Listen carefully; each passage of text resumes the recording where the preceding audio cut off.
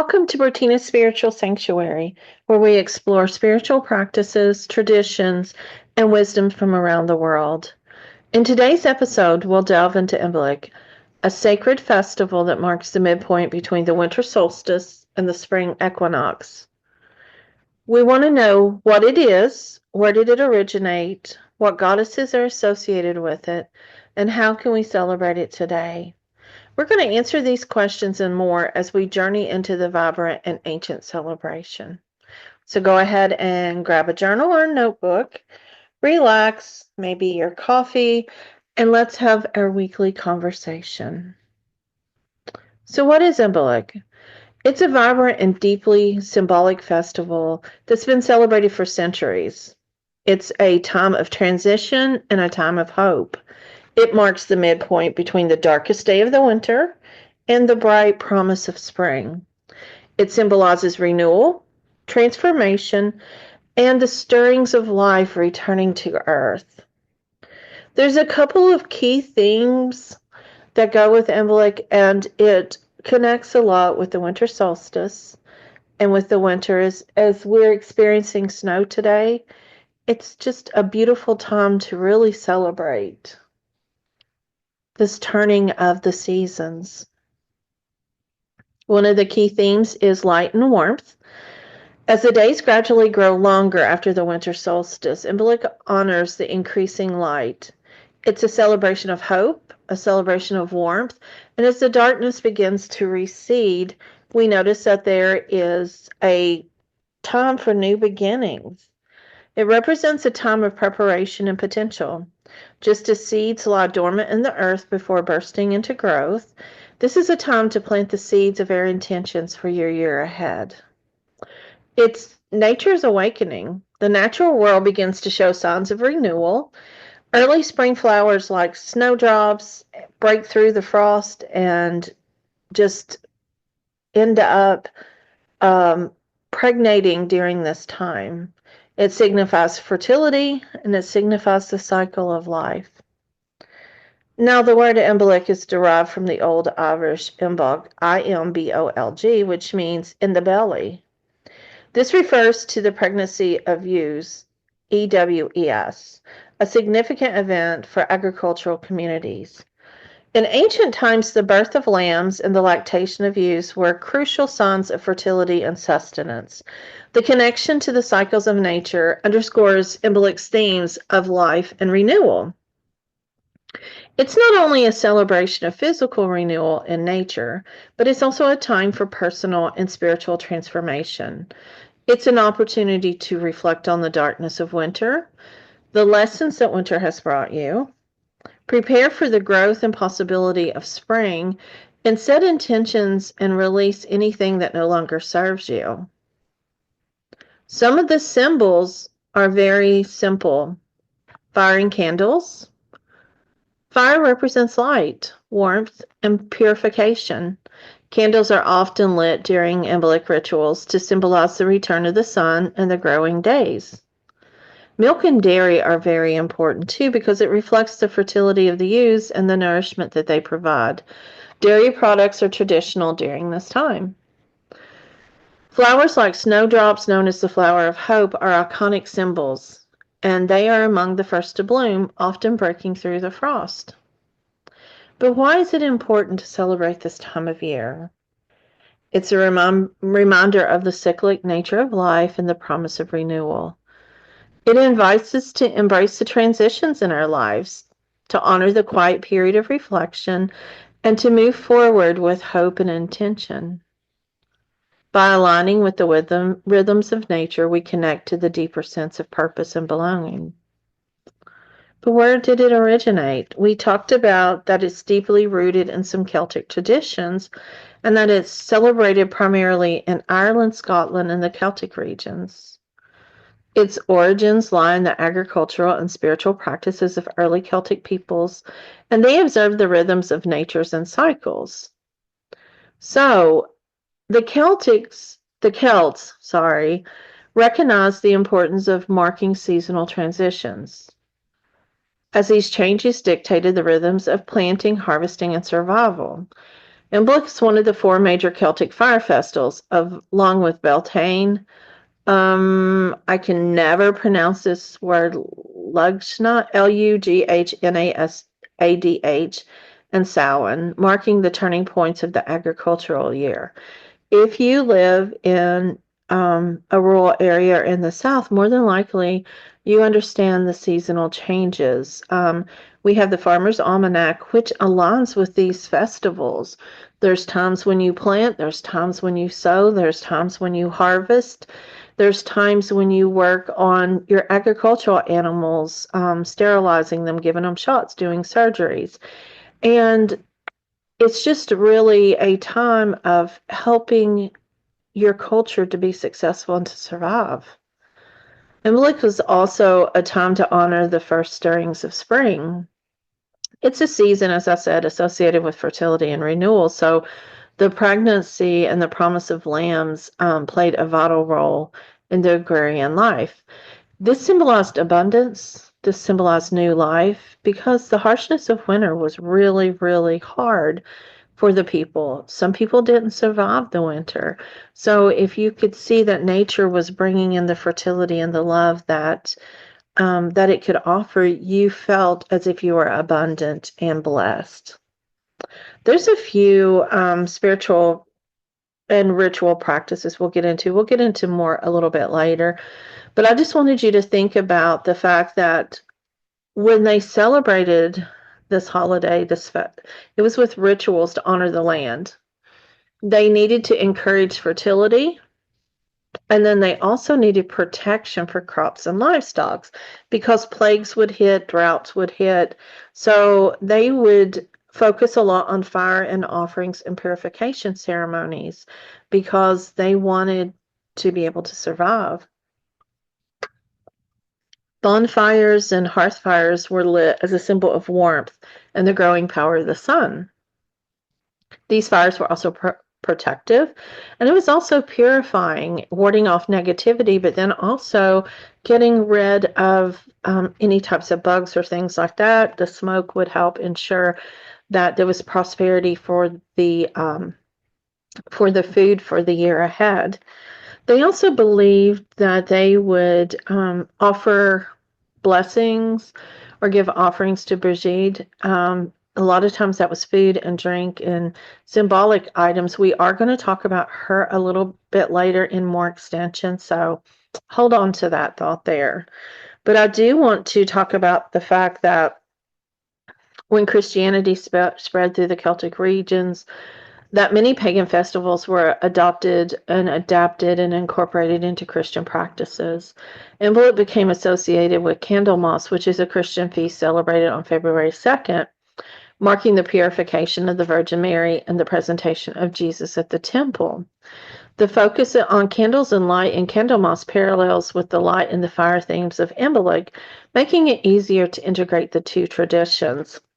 Whenever one culture would take over another culture, it was a lot easier for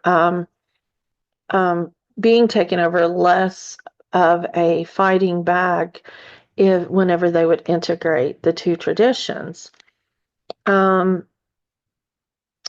So, like Brigid, she was changed into Saint Brigid of Kildare, one of Ireland's patron saints, through the church. And Saint Brigid's feast day on February 1st overlaps with Imbolc, so it preserved a lot of the festival's customs in a Christianized form. But there was a lot of preservation of pagan themes. Despite the Christianization of Imbolc, its pagan essence remains visible in modern celebrations. Many of the original themes, like light, fertility, renewal, and the awakening of the earth, continue to resonate. Imbolc's seen a revival among contemporary pagans, Wiccans, and others who honor the cycle of nature. There's always a lot of community gathering, an opportunity for communities to come together. It's the coldest part of the year. And when you come together, you're celebrating survival, but you're also sharing resources, and then you're trying to bring in blessings for the future. The festival also reflects the Celts' connection to the land and their deep understanding of seasonal shifts, which shape their spiritual and practical lives. Today, this heritage as a festival of light, hope, and renewal continues to inspire the modern spiritual practices. Sometimes it's celebrated as a cultural tradition or a spiritual holiday. It offers a meaningful way to honor the earth's cycles, and it connects with the promise of spring. So think about how there were different ways in order to adapt these into contemporary practices. This is a way of survival. But I want to talk about, go back to the pagan themes of the goddesses. Imbolc's deeply intertwined with the worship of Brigid, and it's one of the more prominent, she's one of the more prominent and beloved deities in Celtic mythology. In our area where I live in Kentucky, many people, especially where I'm from in eastern Kentucky, many people are Scots, Irish, Celtic descendants, German descendants. And so the Celtic mythology is in our ancestors. Our ancestors more than likely celebrated the idea of Brigid. She embodied many of the qualities and domains that align perfectly with the themes of Imbolc: light, renewal, fertility, inspiration, and that's why she's associated with this. She was a triple goddess, meaning that she represents the three aspects of the divine femininity, the mother, the maiden, and the crone. However, in her case, her triple aspect focuses on her roles as the goddess of poetry, healing, and smithcraft, all connected to the transformative and creative power of fire.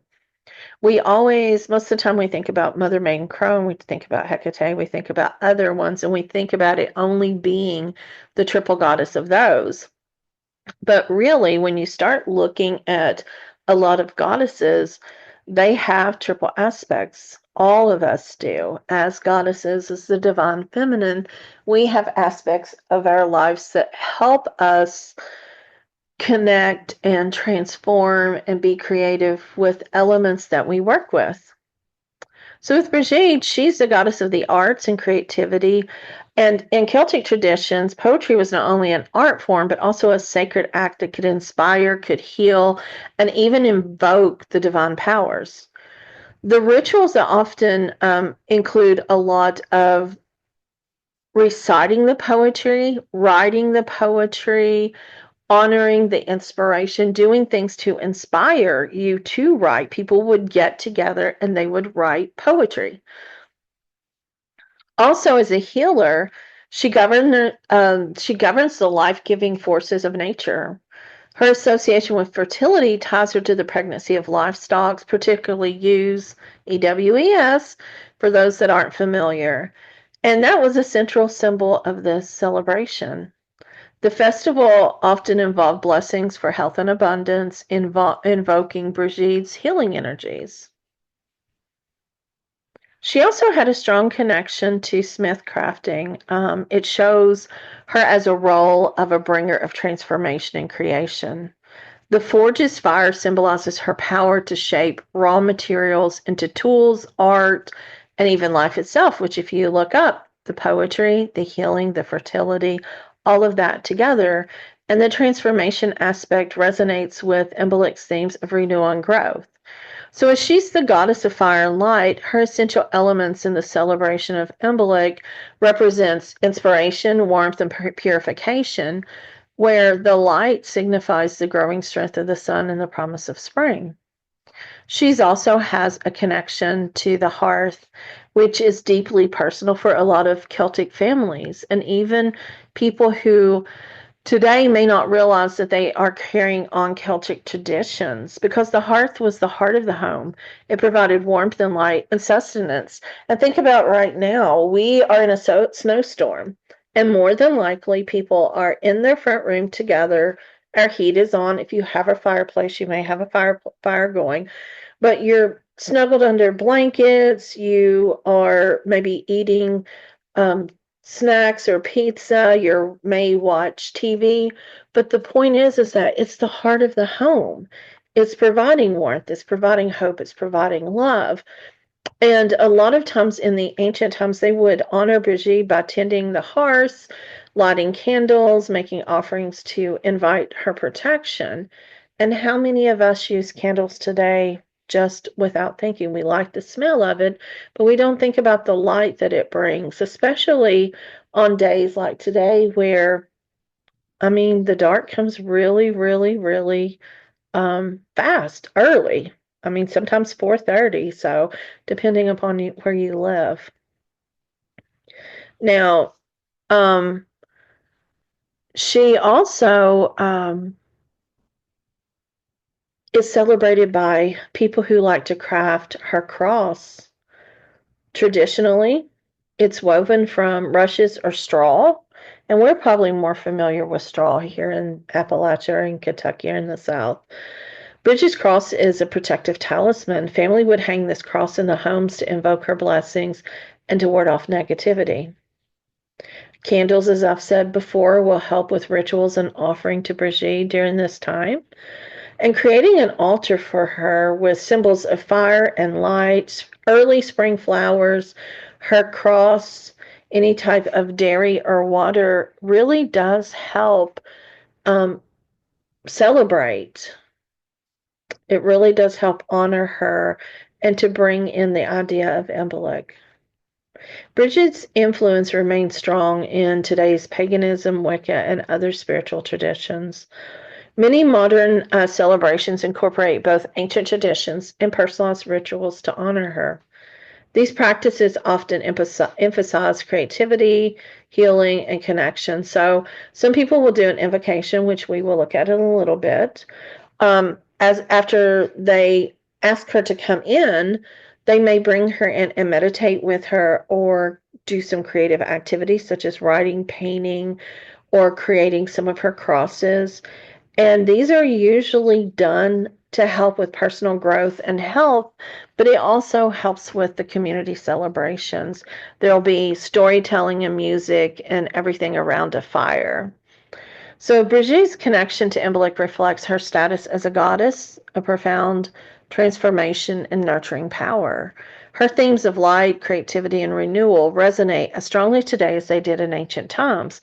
Whether she's a goddess to you or a Christian saint, she continues to inspire those who seek her blessings during this sacred festival and throughout the year. Now, when is Imbolc? We've talked about that one of the Christian holidays is on February the 2nd. Well, it depends upon where it falls in the midpoint between the winter solstice and the spring equinox. It's usually celebrated on February 1st or 2nd, and that timing reflects the focus on the transition. It is an easy way to celebrate. So this Friday or Saturday, whichever one you have time, light some candles. Create a candle, so like maybe white or yellow. They symbolize purity and sunlight. You can also use red or orange to represent warmth or fire. Set an intention. Before lighting each candle, take a moment to set an intention or to say a prayer. Focus on the themes of renewal, inspiration, and growth, and these will help symbolize the return of the light.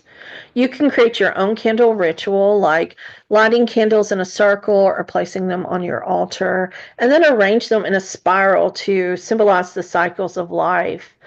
And you can also place some small objects such as crystals like citrine or clear crystal quartz are good for clarity, or flowers, especially, spring flowers. And then while you have all that in front of you, take time to meditate. Look at the candle, sit quietly, gaze into the flame, and visualize your hope. Visualize your intention for the coming season. Now you can also begin to decorate your home. Spring flowers, put candles, as I've said. Add objects that have personal meanings or align with your intentions for spring. Now, if you prefer prayers or meditations to Brigid, there's a couple of things that you can do. It's a time to honor her with poetry, healing, and smithcraft. So write a poem. Maybe write a prayer. An example would to be to speak to Brigid's quality and then your personal intentions. For example, like Brigid, goddess of the fire and renewal, I honor your light as it returns to the earth. Bless me with the inspiration, healing, and the courage to grow. You can speak this aloud. You can do it to yourself, quietly to yourself, just focusing on the connection of her and the energies. You can also do a meditation. Just create a little quiet space. It can be on your couch. It can be anywhere you like. And it would be nice if you could have like maybe a candle or something near you. Begin to focus on your breath and close your eyes and just breathe deeply. Visualizing the warmth of returning sun each time you breathe in warmth. Each time you exhale, let go of the cold. Imagine renewal. Picture the earth stirring beneath the frost. Look outside at the snow and just think about all the little animals in hibernation, the plants and seeds underneath, and all the little buds forming, the seeds sprouting, and the promise of spring. And then reflect on how these things apply to your personal life. You can ask for guidance, for inspiration to help, clarify your creative endeavors. A couple of other things you can do is create the Brigid's cross. It's easy. You can Google it. All you have to do is just take straw or rushes and just make it into a cross. It's a talisman. It's protection. One of the things that I've been doing is cleansing the space. I've been clearing out the rooms, getting rid of things that I don't need, smudging, more sprinkling water because I'm a water priestess. I will use water with blessed herbs in different ways. And those are my favorite things. You can plant seeds. I am not good with this aspect. I'm not good with gardening. I don't have a green thumb. And the last one, too, I'm not good with cooking. But cooking traditional foods is something that a lot of people like to do. So if you want to prepare dishes, you can use anything with dairy, oats, any type of warming spices or agricultural roots that happen. These other foods are like milk-based soups or stews, like creamy potato soup is one that a lot of people tend to like. Milk and potatoes and the herbs really symbolize the grounding and sustenance, while milk, ties together the theme of fertility. Vegetable chowder is a rich, creamy soup with seasonal root vegetables like carrots and parsnips and turnips, and it brings a connection to the earth. Cheese and herb soup, which I do like, have thyme and parsley, and it aligns with Brigid's connection to healing and abundance. A lot of people like to make oat cakes or soda bread. If you want to Google those are really interesting little cakes. I love bread, so any type of bread I will eat. Some herbal teas that people like to use to celebrate is cinnamon and ginger tea, or chamomile and honey tea, or mint and lemon balm. All of those are wonderful. I have a blog that it's on bertina.org that will have these recipes, that will have purification rituals, that will have more ritual ideas for you. So if you want to go there and read a lot more about these, like there's step by steps on setting intentions, on creating altars, and even blessings. Like a sample blessing is, may the light of Brigid shine upon me, guiding my steps as the seasons turn. May my home be warm, my heart inspired, and my path filled with growth and renewal. Now, Imbolc rituals are opportunities to connect with the ancient traditions, and they honor the cycle of natures. As we said before, it helps bring clarity and protection. Okay. Imbolc is more than just a festival. It's a sacred reminder of the cycles of life and ever-present promise of renewal. It encourages us to pause, reflect, and honor the delicate balance between the quiet dormancy of winter and the vibrant awakening of spring. As the earth begins to stir, so too can we rekindle our own inner light, embracing the opportunities for growth, transformation, and inspiration. Whether you choose to celebrate by lighting a single candle, preparing a meal infused with intention, crafting a Brigid's cross, or meditating on your hopes for the coming year, Imbolc offers a meaningful way to connect with both the natural world and your inner self. These practices are not only acts of tradition, but they're also acts of love and even self-care for yourself and love for the universe around you. By honoring Imbolc, you tap into a timeless tradition that celebrates life cycles, it encourages gratitude for the present, and inspires hope for the future. It reminds us that even in the darkest moments, the light is always returning, bringing with it warmth, clarity, and the promise of new beginnings. I want to thank you for joining me through this history, traditions, and significance discussion of Imbolc here on Bertina's Spiritual Sanctuary. I hope this exploration has inspired you to find your own meaningful ways to honor the ancient festival and the light that it brings into our lives. Remember, I have specific rituals and recipes on my website, Bertina.org. It's BERTENA.org. Just click on the blog and it should be near the top there. So if you enjoyed this episode, I'd love if you would subscribe to the podcast. I'm trying so hard to get this going. Share it with other people that you think would like it. Leave a comment, anything, because this support's going to help me keep the sanctuary a vibrant space for spiritual exploration. I really have some goals for 2025, and I am not a fan of social media all the time. It helps, but I feel like this podcast helps people more. So please share. Please come back and visit. Say hello. Let me know some of the ideas that you want me to talk about. I'm going to try to post this every Monday and then maybe one throughout the week if my daytime job isn't too crazy. But for now, until next time, may your path be illuminated with your heart. May your path be illuminated with joy. Wow, it's been a day. Your heart filled with renewal and your spirit inspired by the cycles of life. Celebrate Imbolc, be blessed, and may your spiritual journey always be filled with light and grace.